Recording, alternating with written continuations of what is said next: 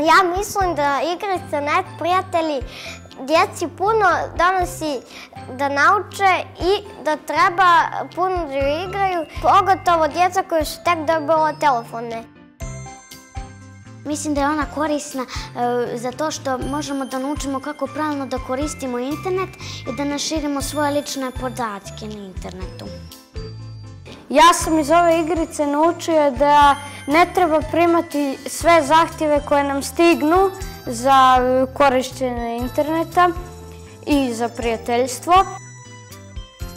Mislim da je ova aplikacija korisna, da naučimo da ne trebamo da otkrivamo svoje lične podatke na društvenim mrežama.